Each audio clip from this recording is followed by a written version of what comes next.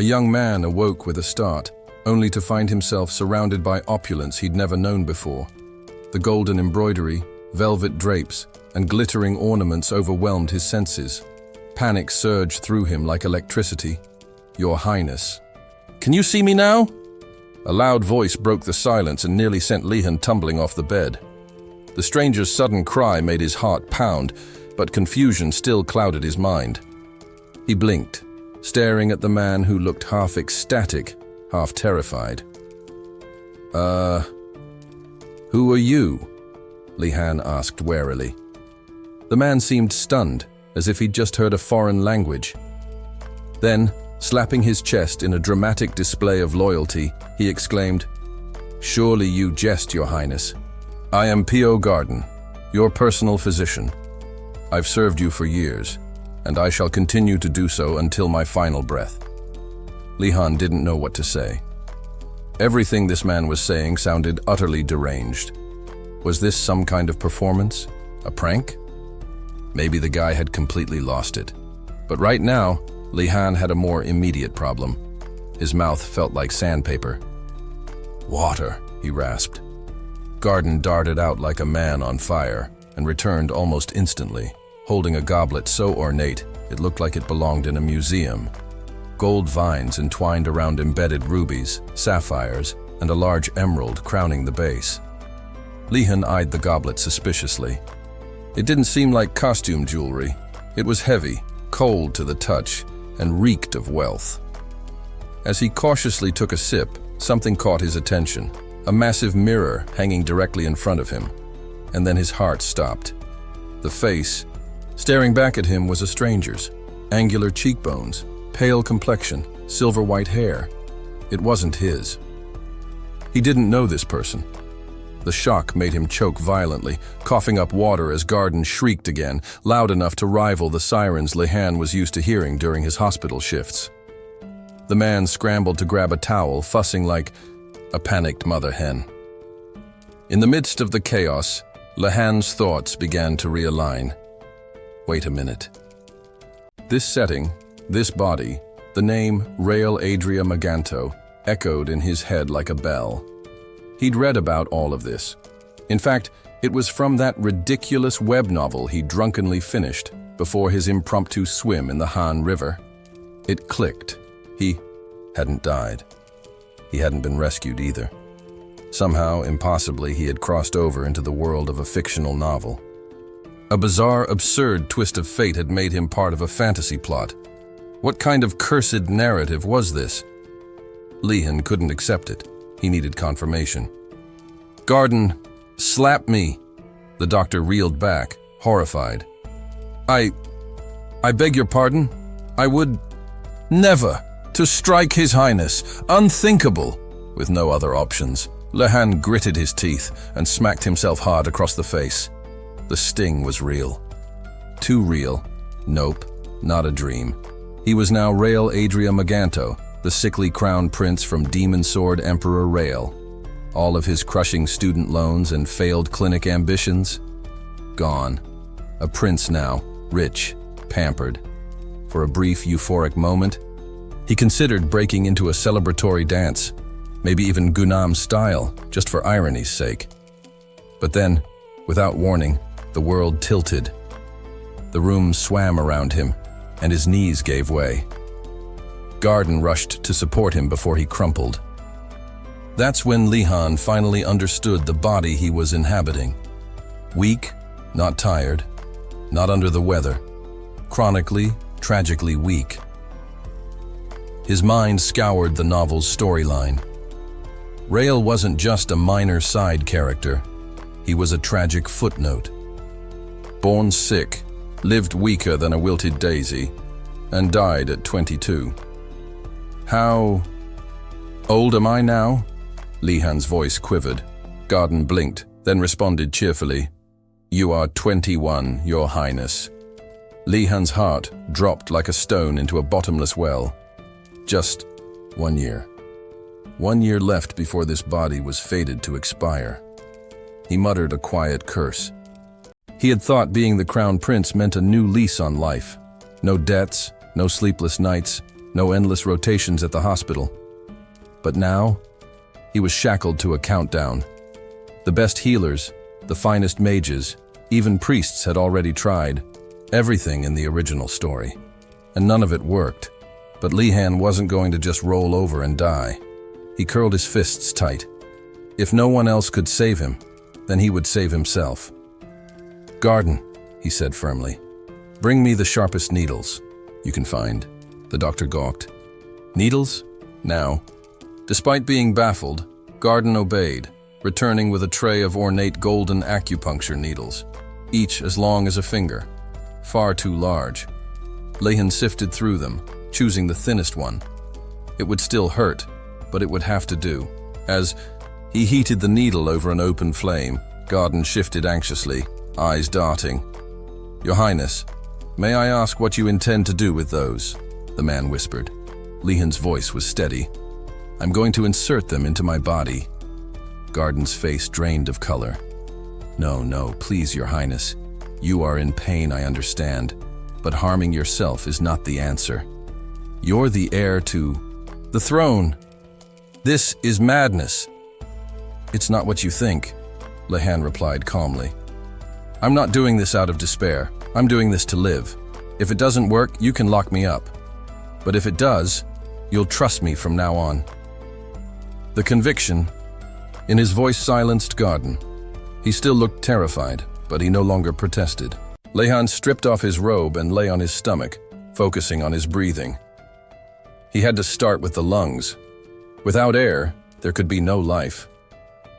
He positioned the needle above the key respiratory meridian, Hantin, and pushed it in. The fun. Pain was sharp, and he groaned, but gritted through it.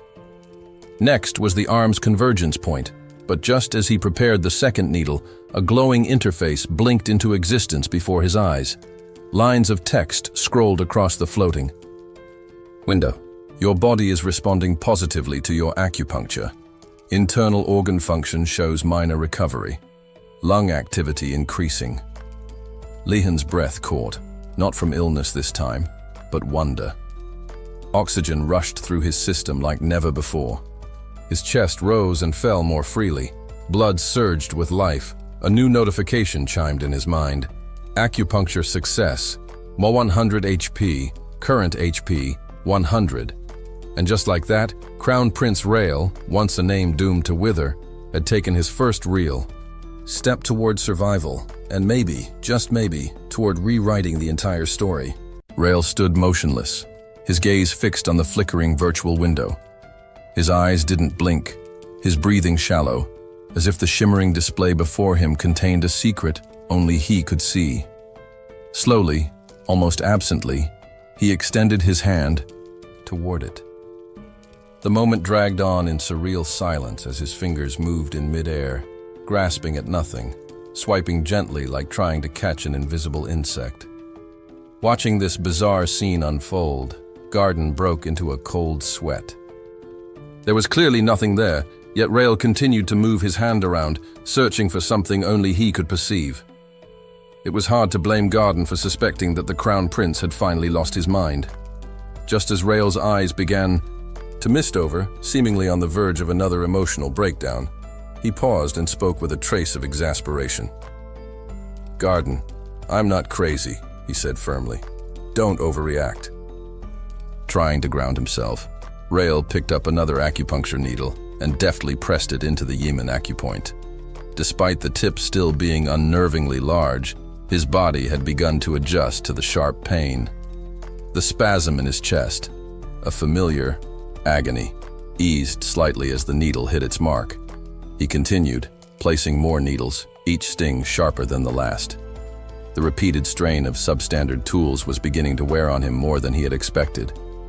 Garden, meanwhile, stood by, lips moving in silent prayer. In his eyes, the young prince of the Maganto royal family was self-destructing, and the worst part was, Garden couldn't do a thing about it. Rael, watching his loyal attendant kneeling beside the bed, muttering anxiously, felt slightly helpless. Even if he tried to explain, Garden wouldn't understand. So instead, Rael focused on his work, repeating the process at key points: Shabai, Tanfu, Kungu, Chiki. One by one, he opened the meridians, enduring the pain with disciplined resolve. Relief swept over him. The piercing pain faded, replaced by a surprising sense of weightlessness, as though he were reclined on a luxurious massage chair. Yet despite the fleeting comfort, vitality still eluded him. With a deep breath, he drove the needle into the chai acupoint. Success. The left lung meridians had been fully activated. Rael's body didn't just relax, it rejoiced. His lungs, long dormant under years of disease, now seemed almost celebratory. It was strange, even absurd. Rael didn't fully grasp how the HP system worked, how something so unscientific could be so effective. But he didn't have much time to dwell on that. Before he could even recover, his large intestines seemed to react too, stirred into activity by the ongoing internal awakening. A loud, comical message flashed across the simulation interface, practically mocking his years of medical training. Insulting or not, it worked. The partially revived large intestine earned him 100 horsepower. His lungs, far more enthusiastic, contributed another 200. His total now stood at 600 horsepower, enough to unlock his first skill. When he saw the list of unlockable skills, Rael's heart raced like a child discovering magic for the first time. Sword beams from slashes, fire from staffs, fantasy powers straight out of a novel. But what appeared before him wasn't quite that dramatic. 10 skills. Take pulse, acupuncture, cupping, abusen, herbal tonic preparation, herb identification, herb hunting, brewing medicinal liquor, charging medical fees, Azon core technique. Rael's excitement dimmed a bit. These were hardly grand or explosive. As a seasoned practitioner of traditional Chinese medicine, he had already mastered these in his previous life. Still, he had to choose one. And for a doctor, any doctor, everything begins with diagnosis. He selected Take Pulse without hesitation. A proper diagnosis is the first and most crucial step to any treatment. Unlocking the skill cost him 500 horsepower, reducing his remaining balance to 100. A new status screen blinked into view. The system confirmed he had successfully acquired the Level 1 Take Pulse skill. From now on, by reading someone's pulse, Rael could accurately evaluate their health status. The system would even generate a full health report. First subject? Himself. He reached out and checked his own pulse. No more guessing, no more rough self-diagnosis. The system took over, and soon a chilling report popped up. Height, 176 cm. Weight, 53 car. Internal organ ratings, all F. The total health score, trash. Estimated remaining lifespan, 991 days. Rael blinked, stunned. He'd suspected. This body was frail, but not this fragile. Only 991 days left. That was barely enough to finish a treatment cycle, let alone rebuild an entire life. Quickly, he adjusted his breathing, rotated the needles clockwise, then softened the pressure before withdrawing them carefully. He followed the proper drainage technique to support the respiratory response. As he pulled the final needle, the screen updated. His lifespan had increased from 91 days to 92. Encouraged, Rael repeated the procedure on the other side of his body. But the result this time was far less hopeful. A sudden wave of nausea surged through him. He coughed violently. Blood splattered from his lips.